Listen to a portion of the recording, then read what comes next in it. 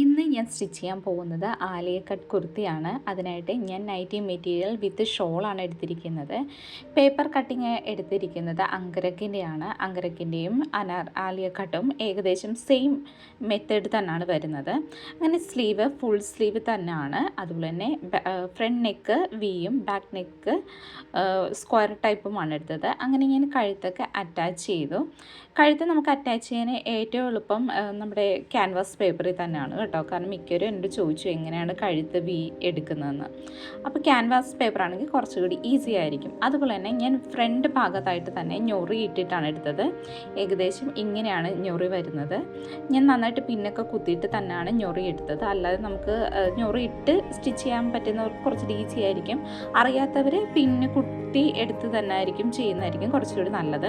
അങ്ങനെ ഞാൻ body attach ചെയ്തു, കൈയിൻ്റെയൊക്കെ ഷേപ്പ് കൊടുത്തു, സ്ലീവൊക്കെ എടുത്തതിന് ശേഷം ഇതാണ് എൻ്റെ ഫൈനൽ ഔട്ട് വരുന്നത്. നിങ്ങൾക്ക് ഇഷ്ടപ്പെട്ടെങ്കിൽ എൻ്റെ ചാനൽ ലൈക്ക് ചെയ്യണം, ഷെയർ ചെയ്യണം, സബ്സ്ക്രൈബ് ചെയ്യണം. താങ്ക്